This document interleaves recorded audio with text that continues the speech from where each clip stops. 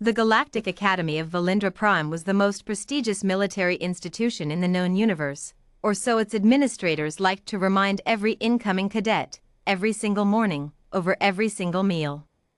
Lyra Valen had heard the speech 47 times. She stopped counting after that. Lyra was a Thessari, blue-skinned, silver-eyed, with the kind of bone structure that made other species think her kind were built for ceremony rather than combat. She had proven them wrong, repeatedly, since her first week at the academy. She could outshoot 3/4 of her class. She could run the obstacle course faster than the Galactic cadets, who had 4 legs. She could calculate orbital drop trajectories in her head faster than most cadets could enter them into a datapad. And none of it mattered. Because Lyra Valen was ranked 43rd in her class. Not because of any lack of talent. But because the Academy's simulation exercises were designed by the Galactic High Council, and the Galactic High Council had never once, in 400 years, updated their tactical doctrine. War is predictable, the instructors said. Chaos is the enemy's tool. Discipline is the soldier's shield. Lyra sat in the back of Tactical Chamber 7, half listening to Senior Instructor Morvith drone on about the 17 standard engagement protocols. She had memorized all 17 in her first month. She had also noticed, quietly, privately, in the way she noticed most uncomfortable things, that 12 of them hadn't actually worked in combat since before her grandmother was born. Cadet Valen. She straightened. Sir. You were not paying attention. I was calculating, sir. The 17 protocols assume a static enemy formation. Current pirate fleet movements in Sector 9 suggest they've adopted rolling swarm tactics. The protocols would fail in 62 seconds of engagement. The chamber went silent. Morvith's upper lip curled, a Kralith expression that translated, roughly, to you insolent speck of dust. The protocols are doctrine, cadet. They are not suggestions. Yes, sir, Lyra said, and looked back down at her datapad. She had learned, long ago, that being right and being listened to were 2 very different things. The dropship arrived on a Tuesday. Nobody announced it. There was no diplomatic fanfare, no welcoming ceremony, no update on the Academy's internal comm system. One moment the western landing pad was empty. The next there was a ship on it, matte black, no running lights, no visible ID markings, with an angular design that looked like someone had taken a standard military transport and deliberately made it more aggressive. The cadets noticed during their morning drills. Word spread fast. Humans, someone whispered. It's a human ship. The reaction from the other cadets was immediate and varied. The Kralith cadets laughed, a sharp, clicking sound. The Valindri cadets exchanged nervous glances. A few of the younger Thessari recruits pressed together like prey animals catching a predator's scent. Lyra just stared at the ship. She had studied humans. Everyone had, these days, it was practically mandatory, given how rapidly they had expanded through the outer reaches of the galaxy in the last 2 centuries. But studying them in a file and seeing one of their vessels sitting on your training ground were very different experiences. The ship looked hungry. Commander Darian Voss stepped off the ramp at 0800 hours, exactly as the Academy's morning assembly was forming up on the parade ground. He was tall for a human, Lyra noted this immediately, with close-cropped dark hair and the kind of jaw that looked like it had been designed specifically to set itself at dangerous angles. He wore a uniform she didn't recognize, dark gray, no decorative markings, but with small patches that seemed to shift color depending on the light. Adaptive camouflage built into dress uniform fabric. Practical, Lyra thought. Disturbingly practical. He walked across the parade ground like he owned it. Not with arrogance, arrogance would have been easier to dismiss. He walked like a man who had memorized the fastest route to every exit and already identified which cadets in the assembly could be threats. Lyra watched his eyes. They moved constantly, a quiet, rapid inventory of everything around him. He stopped in front of Commandant Selros, who was 3 times the human's mass and currently radiating the specific energy of someone who had not been informed about this visit and was deeply unhappy about it. "Commander Voss," Selros said.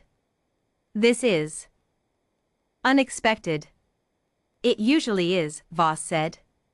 His voice was lower than Lyra expected. "Calm. Not calm the way that instructors were calm, calm the way deep water was calm, with the implication that things moved under the surface. I have authorization from your High Council. Joint training exercise. 4 weeks." Selros took the datapad Voss offered. "Read it." His jaw tightened. "I see. And what exactly does this joint exercise entail?" "I observe your cadets. Run them through some non-standard drills." Voss glanced across the assembled rows of cadets. His eyes paused, briefly, on Lyra. She didn't look away. "And I find out if any of them can think." For the first 3 days, Voss only watched. He attended training sessions, standing at the edge of the room with his arms crossed, saying nothing. He reviewed cadet files on his datapad. He ate in the mess hall, alone, because no one quite dared to sit near him, and he was always there before anyone arrived and gone before anyone noticed him leave. The instructors hated him. This was obvious. The cadets were terrified of him. This was also obvious. Lyra was neither. She was curious. On the 4th day, he ran his first exercise. "Standard simulation," he said to the assembled class, standing at the front of the tactical chamber like he'd taught there his whole life. "Pirate fleet engagement. Sector 9 coordinates. You have 12 minutes to form a response plan. Go." 28 cadets immediately reached for the protocol manuals. Lyra did not. She pulled up the actual current data on Sector 9 pirate movements, the same data she'd been quietly compiling for 3 weeks, and started building a real formation response. 8 minutes in, Voss appeared at her shoulder. She didn't look up. "That's not protocol," he said. "The protocols would fail," she said.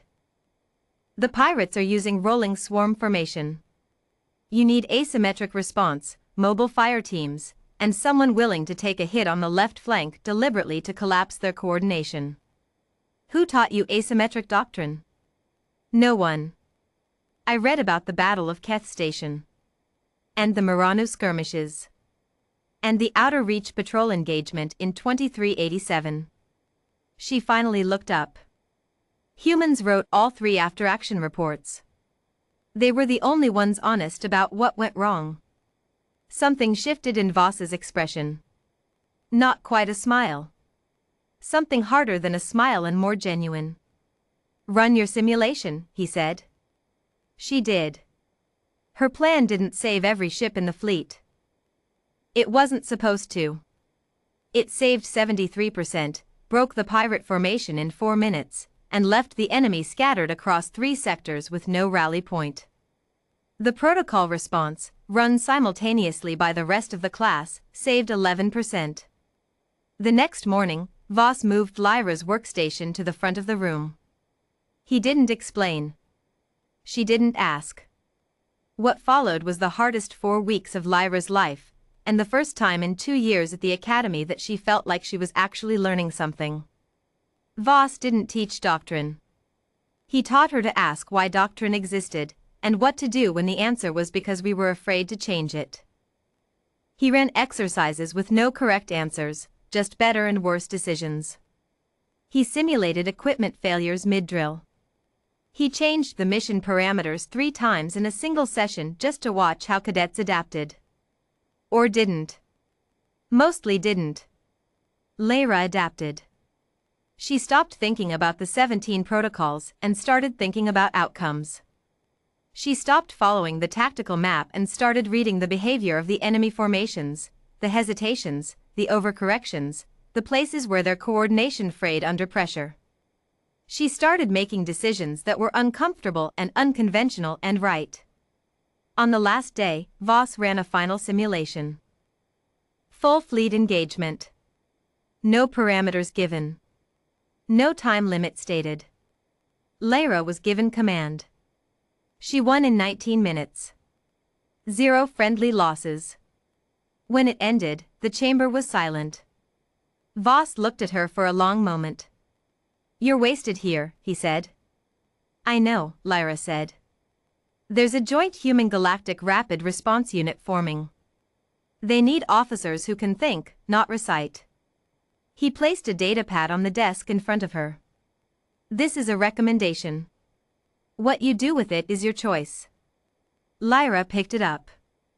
Looked at it.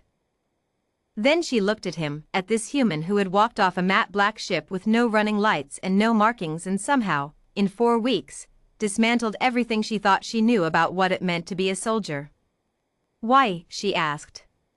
"Why come here? Why bother?" Voss was already turning to leave. He paused. "Because we've been watching your cadets get eaten alive on the frontier for a decade," he said. "And it's not because you're not capable." He glanced back over his shoulder. "It's because someone convinced you that capable and dangerous were the same thing." He walked out. Lyra looked down at the datapad in her hands. For the first time in 47 mornings, she felt like the speech she was listening to was worth hearing. 3 months later, the Joint Rapid Response Unit's first engagement was against a pirate armada in Sector 9. It lasted 11 minutes. Commander Lyra Valen led the assault formation. Nobody recited a protocol.